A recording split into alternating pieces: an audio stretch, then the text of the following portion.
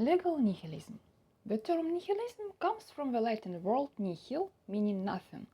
As a social phenomenon, nihilism is characterized by, first, sharply critical, extremely negative attitude towards general accepted, objective, absolute values. Second, a maximalist approach, intensity and outcome-based nature of negation.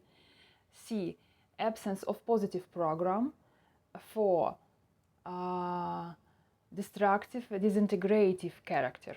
Legal nihilism is a strand of a social political thought that denies the social value of law and regards it as a least effective means of regulating social relations. Nihilistic ideas concentrated law were first advanced by Confucian thinkers in China, who, unlike ancient social and political thoughts, emphasize the important role of law and legislation. Aristotle, Plato, and others argued that society should be governed not by law but by a system of traditional moral norms.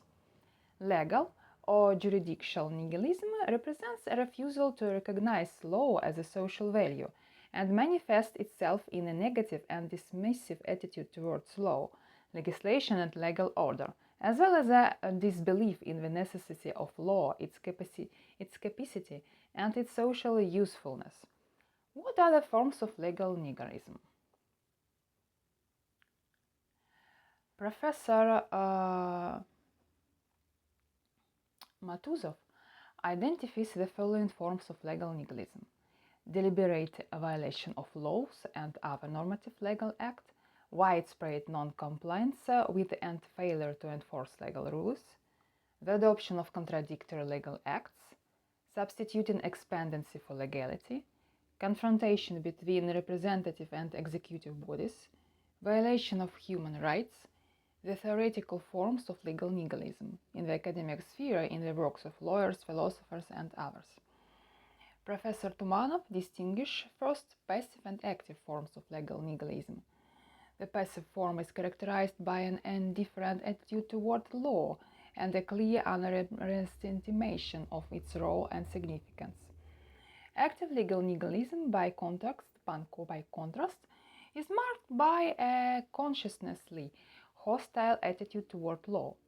Representatives of its approach recognize the important role that law plays or may play in the life of society, and it's precisely for this reason that they oppose it.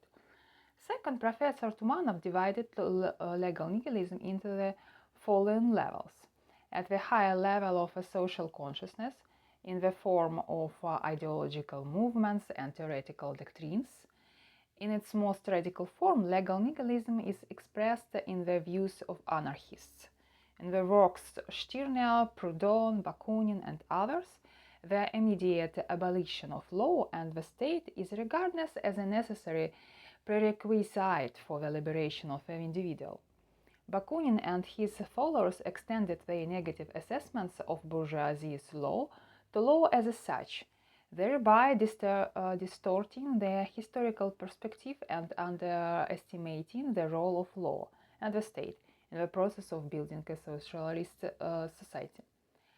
At the level of everyday mass consciousness, in the form of negative attitude, persistence, prejudice, and stereotypes, examples include proverbs such as "the law is like a wagon pole, you turn it whichever way you like.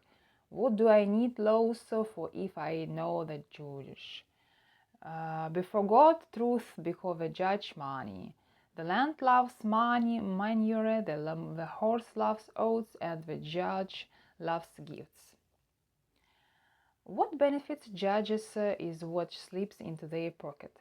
To court with their feet, to the pocket with your hand. Where there is a law, there is a grievance, crime. Laws are holy and judges are violence. And the other level, the department, bureaucratic level, this form manifests itself when subordinate regulations frequently become above the law. Legal norms fail to align with one another, and acute legal conflicts arise. Why did nihilism, a purely European invention, take root in Russian soil and produce unexpected results? What are the causes and prerequisites of legal nihilism in Russian? Prerequisites of legal nihilism in Russian are so: territorial size. The larger the territory of states, the more acute the need for strong centralized power supported by the majority of the population. Stability in a state with a vast territory depends on the people's loyal attitude toward authority. The larger the state, the more difficult it is to maintain order through repressive methods alone. Second, it's population density. As one Athenian put it, a state is not wall and kings, a state is a people. High population density requires, even at everyday level, the ability to take into account not only one's own interests, but also those of one's neighbor. Great power, imperial objectives of the state.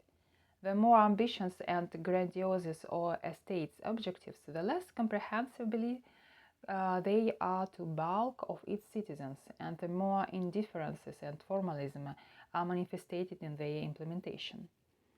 Economic objectives of the country. The more primitive country's economic tasks, the fewer demands are placed on the level of legal consciousness. Conversely, the more complex a country's tasks, the more developed legal consciousness must be. Japan is often cited as an example.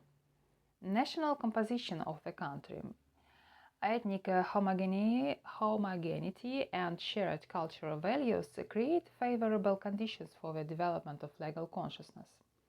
Religion composition of the country. Religion homogeneity facilitates communicative ties in society and the development of principles, guidelines and decisions that are understandable and acceptable for the majority of population. By contrast, a proliferation of confessions and sects poses risk to public order and state authorities. Social composition. A homogeneous social structure promotes social consolidation. A society united by shared values tends to display loyalty toward authority. Nothing emerges instantaneously, and nihilism also did not form overnight. What is the history of its emergence in Russian? The first feature reflected the specificity of Russian legal consciousness is its weakness, its historical underdevelopment and social ruthlessness. This weakness is expressed in the fact that throughout Russia's historical development, law has always been perceived as something alien, external and imposed from above, something the ordinary person must learn to evade. Law was never seen as the citizen's own right, guaranteed by the state and society. This is explained by the fact that both before and during the Soviet period, law in Russia was oriented toward the state and primarily served to protect the state itself. The second historical prerequisite for the underdevelopment of legal Russian consciousness is the statistic type of consciousness, static type, the root of which lie in the historical peculiarities of development, the specific way of life, and the national mentality. The deficit of law and legal consciousness in Russia has deep historical roots that go back to the early history of the Russian state. In pre-revolutionary Russia, society was perceived as a patriarchal community. Power with the community took a patriarchal form in which the first person, the Tsar, appeared more as a father than as an official head of state.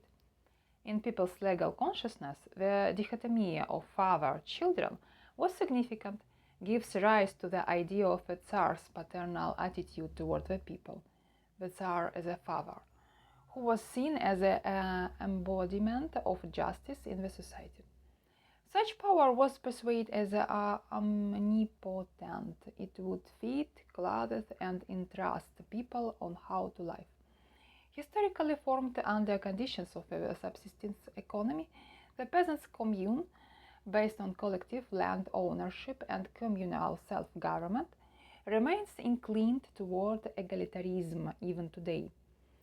It tends to evaluate initiative, enterprise, and entrepreneurship negatively. In communal consciousness, there is a widespread belief that the source of wealth is always either theft or exploitation. The majority of the population treats private property with a great suspicion.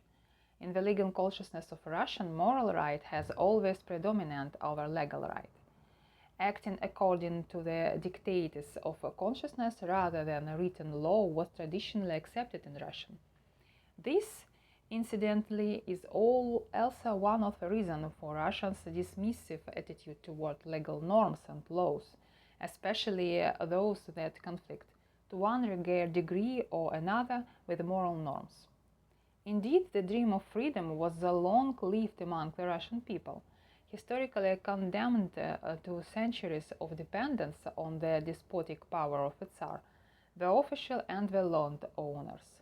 However, his dream was not of freedom in the Western sense, which presupposes its inclusion in the central social order regulated by law and embedded in the system of political and legal institutions. Freedom in the Russian sense was expressed by the concept of voля. This purely individual freedom, unconstrained by social norms and law, represents primarily an aspiration to escape from society rather than to establish an alternative social order. Reality constantly fed legal nihilism. People develop distrust toward law because they often encountered an absence of legal regulation and its replacement by arbitrary acts of those in power. For modern Russians, the most difficult challenges has been assimilating the Western ideal of regulations between the individual and society, the citizen and the state. As is well known in Western, European and American traditions, the primary emphasis is these relationships is placed on the individual and priority of human self-worth. By contrast, the Russian mentality was shaped on different principles. A distinctive feature of the Russian mentality is a special attitude toward authority, transforming this abstract concept in the personal one. Hence the reverence of personal connections which replace legal relations. This is also one of the reasons explaining Russians' negative attitude towards law. Personal connections function as an alternative to law in regulation social relations and often operate far more effectively. Law is those pushed out of virtual all spheres of social life. Thus, the specific historical development of Russian taught Russians to hate law and legislation and, whenever possible, to circumvent and violate them. Indeed, whenever the power of a state weakened in Russian, a time of troubles ensued. National separatism flared up, crime increased, apathy and confusion spread, and there was a general decline in the economy, culture, education, and statehood as whole. Consequently, the Russian people has become accustomed to viewing law and legislation as an external coercive force. For a long time, the political and legal regime of society was totalitarian, with such characteristic features as the dictatorship of a party-state elite, the nationalization of all spheres of social life, arbitrariness and lawlessness and alienations of individuals from power, and contempt for law. This regime was accompanied by a corresponding political and legal culture. During the years of Communist Party rules, citizens' legal consciousness was corrupted by the political hypocrites of a party, which verbally demanded compliance with the law, while in practice and decisions of the highest party body was more important than the law and stood above it. Moreover, a party member who committed a crime could not be brought back to criminal responsibility without the consent of a party authority. The so-called telephone law became widespread, whereby a party leader would call a judge and dictate what sentence should be handed down to the defendant, if the defendant fell within the leader's sphere of interest. If one compares the situation in the Soviet and post-Soviet states, one may conclude that in contemporary Russia an important element of Western civil society and cultural respect for the law has still failed to take root. Numerous studies show that society is still perceived by population as a patriarchal community, a distant echo of a peasant community. This community wholly determines the life of an individual who does not see himself outside his collective form of existence and therefore believes it must be stable and unchanging. In the eyes of population, the executive branches still ranks above the legislative branch. In fact, people want effective authority rather than effective law. Individuals with a more or less stable income earned throughout entrepreneurship or business activity, observing the power of state officials, strive to enter government structures themselves in order, by using their official positions, to enrich themselves in another way, by receiving substance material benefits. This leads to the expansion of such a social phenomenon in Russia as corruption. The distant echo of a peasant's commune continues to haunt society. Everything that comes from the first person appears positive, correct, and reliable, unlike what comes from officials and the bureaucratic apparatus. Bureaucracy is perceived by collective consciousness as something hostile and dangerous. The fact that most laws and presidential decrees are not enforced is met with relative calm, viewing the authority of a head of state as patriarchal and fatherly. Mass consciousness, especially in conditions of various crises and social unhappiness, usually sees a way out in the establishment of rule by a strong hand, which alone can impose firm order in the country and which does not necessarily have to rely on law. Undoubtedly, people need to know the laws of their state. This is an integral part of society legal culture. In contemporary Russian, which is also characterized by the development of the legal nihilism, knowledge of the law and legal expertise on the part of the individual may even pose a danger to society, since their application depends entirely on individual attitude toward them.